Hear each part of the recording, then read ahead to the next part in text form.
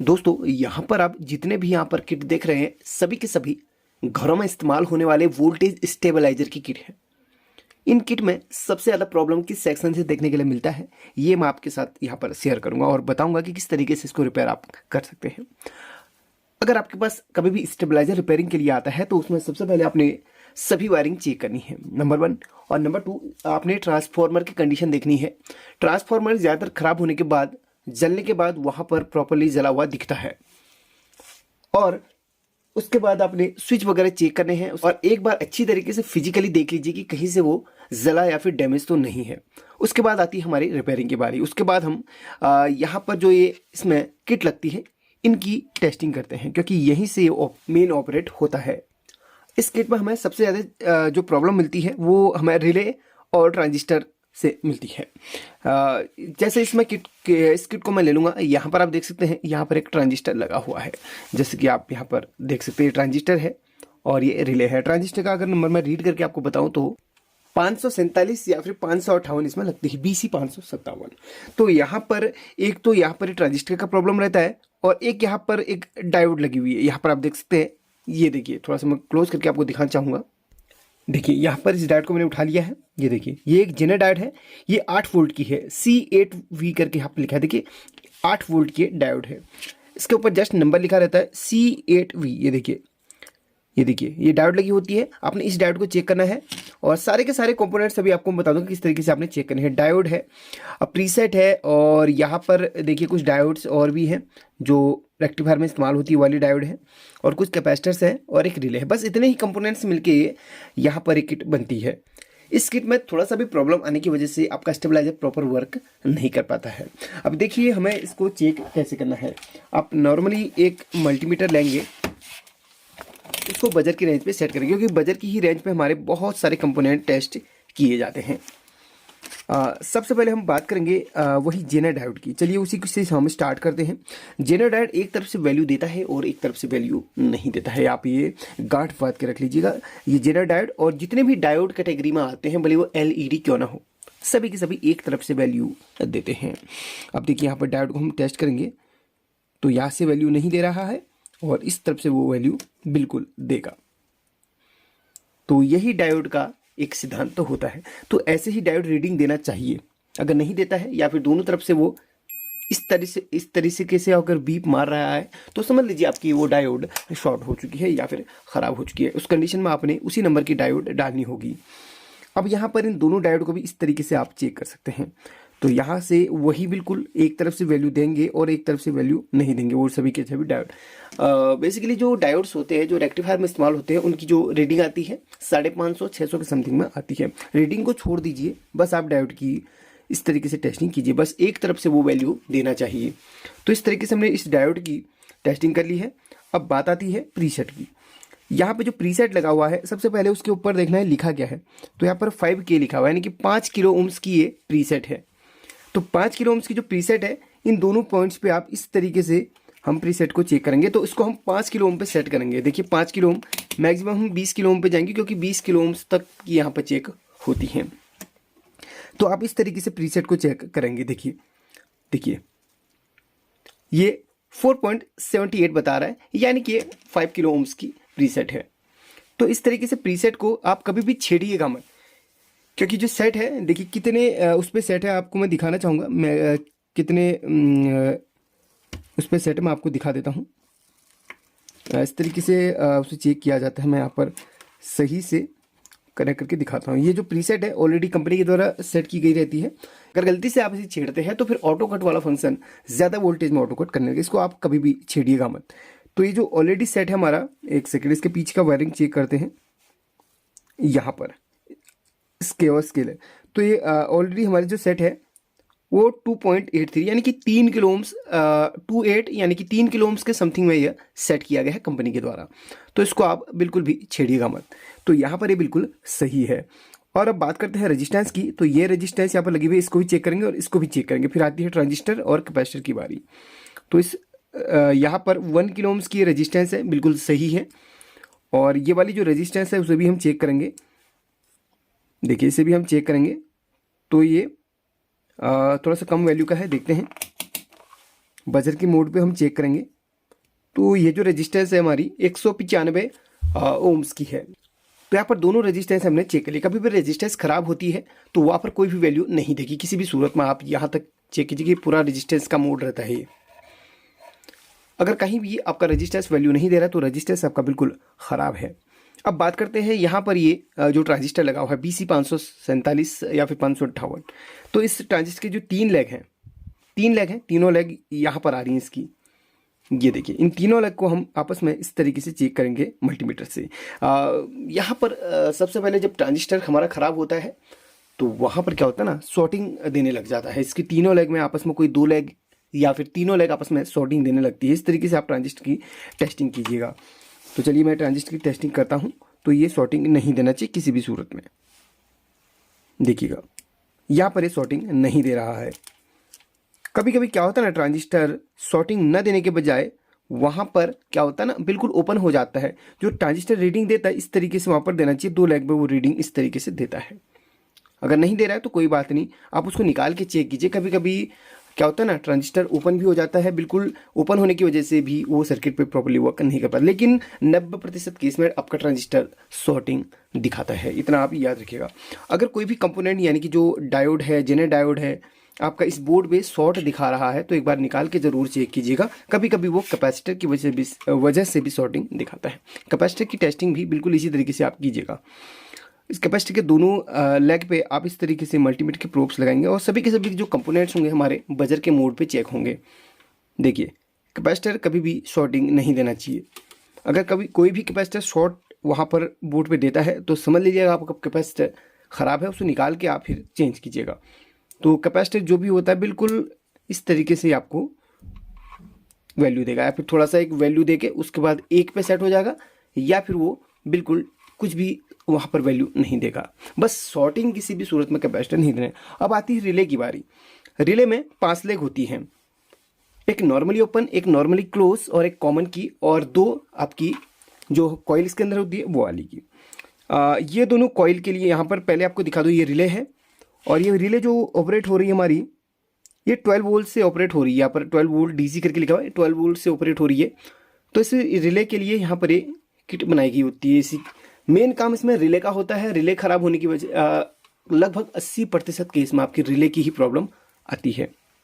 अब मैं आपको दिखाता हूँ रिले की टेस्टिंग कैसी। इसके अंदर जो कॉइल इस्तेमाल हुई है यहाँ पर, ये अब पहले आपको लेग दिखा देता हूँ उसकी रिले की, ठीक है। 1 2 3 4 5, 1 2 3, ये जो 3 लेग है ना, यहाँ पर 1 2 3, यहाँ पर ये जो 3 लेग हैं ये आपके 220 वोल्ट के लिए होती है, ऑटो कट के लिए। बाकी यहाँ पर ये आपका जो है कॉइल को ऑपरेट करने के लिए होती है। जो कॉइल है इससे आप इस तरीके से भी चेक कर सकते हैं। एक बैटरी लेके कॉइल के दोनों लेग पे आप इस तरीके से टच करके देख सकते हैं। आपको मैं थोड़ा क्लोज करके सुनाऊंगा तो इस तरीके से कट कट कट कर आवाज़ आएंगी जो कट होने की। आप सुनिएगा, माइक पास में लेके आ रहा हूँ, देखिएगा, सुनिएगा। तो ये रिले का साउंड होता है। अगर आप बैटरी लगा के नहीं चेक करना चाहते हैं तो इस तरीके से भी चेक कर सकते हैं रिले के कॉइल को।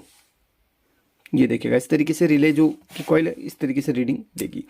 बाकी जो यहाँ पर देखिएगा, जो आपकी 220 वोल्ट वाली है, आपको इस तरीके से आपको उसमें मिलेगा। एक तरफ से बिल्कुल डेड मिलेगा और एक तरफ से आपको यहाँ पर कुछ ना कुछ वैल्यू मिल जाएगा इस तरीके से। जब रिले आपकी एक्टिवेट होती है तो इन दोनों लेग पे फिर आपको रीडिंग मिलेगा इस तरीके से। अभी कॉइल हमारी बंद है, जैसे हम कॉइल को एक्टिवेट करेंगे तो इस तरफ से रीडिंग देगा। आपको मैं थोड़ा सा मैं दिखाना भी चाहूँगा। वैसे रिले पर पूरी एक वीडियो बनाई है, सही से समझाया इसकी normally open normally close pin का क्या काम है बताया है। फिर भी आप देख सकते हो उस वीडियो को। यहाँ पर थोड़ा सा मुझे लगता है कि सही से टच नहीं हो पाएगी, फिर भी आप उस वीडियो को जरूर देख लीजिएगा। ऐसे इन दोनों आपस में जुड़ी रहती हैं। तो एक स्विच की तरह होता है, इसको आप इलेक्ट्रॉनिक स्विच कह सकते हैं। ये एक बैटरी के द्वारा या फिर एक ऑटोमेटिक चलने वाला स्विच होता है। बाकी डिटेल के लिए उस वीडियो को जरूर देखना है, रिले वाली को।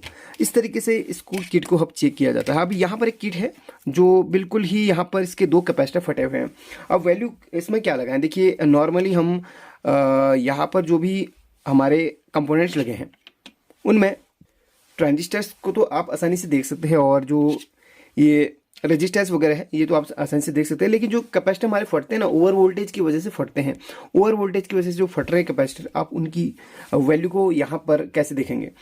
आप मैक्सिमम यहाँ पर 50 वोल्ट के कैपेसिटर लगा सकते हैं। मुझे नहीं पता यहाँ पर किस वैल्यू के ऑलरेडी थे, बट आप यहाँ पर 50 वोल्ट के लगा सकते हैं। जैसे कि मैं यहाँ पर आपको दिखाऊंगा, 2 कैपेसिटर ऑलरेडी मेरे पास यहाँ पर 50 वोल्ट के हैं।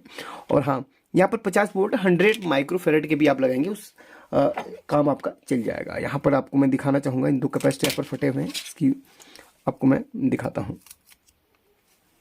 देखिए, आपको प्लस माइनस कहाँ पे रखना है ये मैं आपको बता देता हूँ।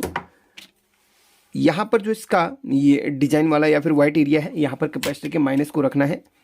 जो कैपेसिटर का माइनस है इस तरफ को जाएगा डिजाइन वाली एरिया को, और जो प्लस है आपका इस तरफ को हो जाएगा। इस तरीके से आप इसको सोल्डरिंग कर दीजिएगा।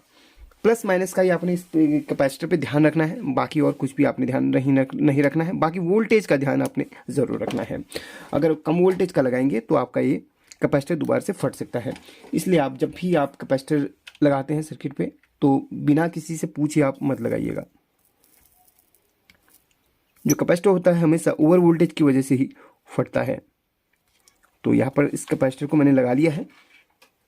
अब हम यहाँ पर दूसरे वाले कैपेसिटर को भी लगाएंगे। इस पे भी हमारा 50 वोल्ट का कैपेसिटर लगेगा। इस पे भी हमारा 50 वोल्ट का कैपेसिटर लगेगा बिल्कुल। तो यहाँ पर मैंने इन कैपेसिटर को निकाल के दूसरे वाले फिक्स कर लेने हैं। ये जो है ओवर वोल्टेज की वजह से हुआ है यहाँ पर प्रॉब्लम। कुछ ही दिन पहले स्टेबलाइजर रिपेयरिंग का मैंने वीडियो बनाया है। अगर आप उससे सीखना चाहते हैं तो उस वीडियो को ज़रूर देख लीजिएगा, काफ़ी हेल्प मिल जाएगी आपको उस वीडियो से। उस वीडियो को ज़रूर देख लीजिएगा। एक और कैपेसिटर है, वही प्लस माइनस को हमने सही से देख के लगाना है। देखिए, माइनस वाला यहाँ पे लगेगा।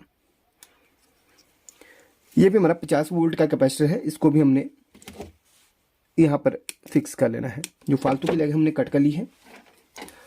और एक किट और है हमारे पास, उसको भी हम अभी यहाँ पर दिखाएंगे और सिखाएंगे आपको कि किस तरीके से। वो ओल्ड टाइम की किट है, थोड़ा सा पुराने टाइम की किट है, उसमें रिले का इस्तेमाल नहीं हुआ है। तो ये जो किट है यहाँ पर भी स्टेबलाइजर की है, इसमें रिले का इस्तेमाल नहीं हुआ, काफ़ी पुराने टाइम की है। इसमें 2 प्रीसेट लगे हुए हैं। प्रीसेट की वैल्यू में भी इसके पीछे 47 के और 47 के प्रीसेट यहाँ पर लगे हुए हैं। जैसे सभी कंपोनेंट्स अभी टेस्ट करने बताए थे ना, बिल्कुल वैसे आपने इन कंपोनेंट्स को भी देखना है। ये देखिएगा, बाकी ट्रांजिस्टर डायोड जैसे हमने चेक करने बताए थे वैसे आपने करने हैं। ज़्यादा कुछ कंपोनेंट्स में नहीं लगे होते हैं। तो यहाँ पर देखिए मैंने दोनों लगा लिए हैं। अब एक बार हम इसकी डायोड, जेनर डायोड और इसकी ट्रांजिस्टर को चेक जरूर करेंगे। हाँ, रिले को भी जरूर चेक करना है। रिले को हम इसी तरीके से चेक करेंगे, वही मेथड। हाँ, बिल्कुल कट करिए रिले। एंड यहाँ पर देखते हैं, ये भी सही है, ये भी सही है।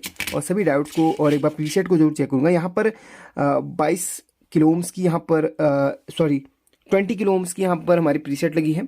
वो कंपनी के द्वारा सेट है, हम उसको नहीं छेड़ सकते हैं। देखिए यहाँ पर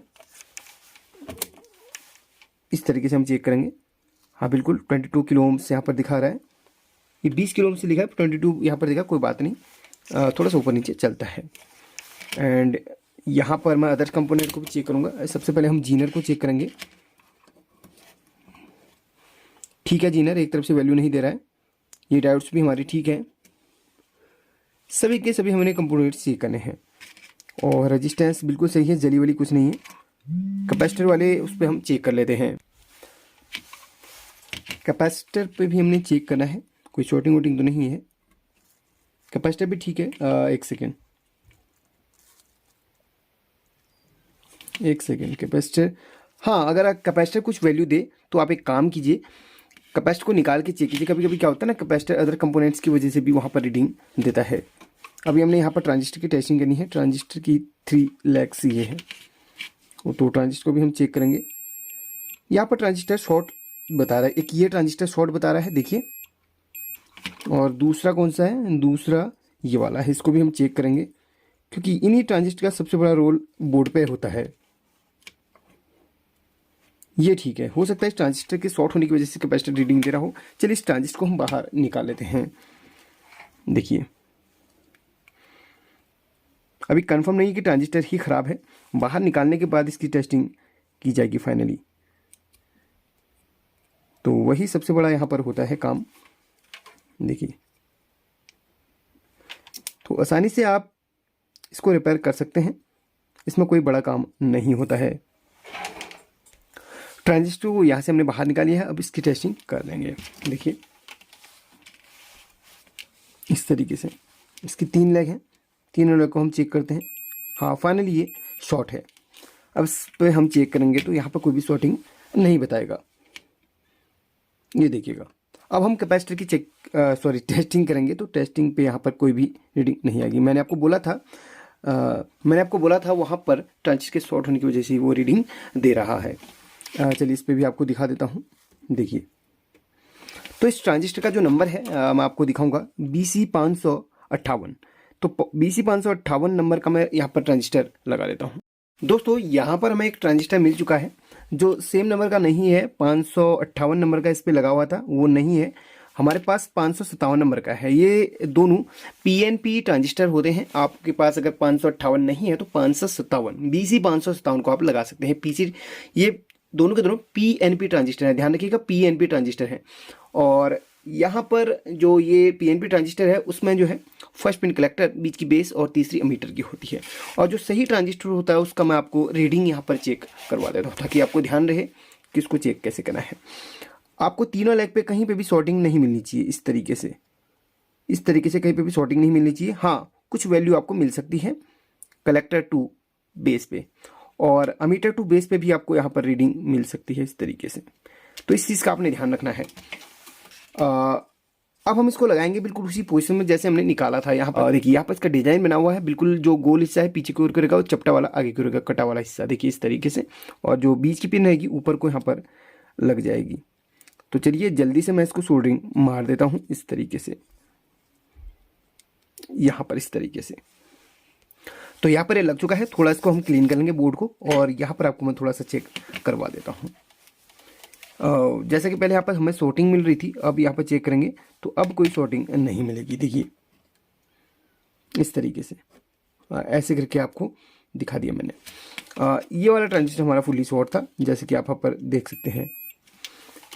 तो ये किट हमारी फाइनली रिपेयर हो चुकी है। तो इस तरीके से हम किसी भी किट को आसानी से रिपेयर कर सकते हैं। कोई भी किट हो, आप सिर्फ आपको कंपोनेंट्स का नॉलेज होना चाहिए कि कौन सा कंपोनेंट्स कैसे काम करता है या फिर कौन सा कंपोनेंट कैसे टेस्ट किया जाता है या फिर चेक किया जाता है। बस ये आपको मालूम रहेगा तो आप किसी भी चीज़ को बहुत ही आसान तरीके से चेक कर सकते हैं। हमारे चैनल पर जुड़े रहिए और बहुत सारी चीज़ें हम आपको सिखाते रहेंगे, इसी तरीके से बताते रहेंगे और अच्छी तरीके से समझाते भी रहेंगे। और ये वीडियो पसंद आए तो लाइक करके शेयर करना ना भूलिए। Thank you so much for watching this video.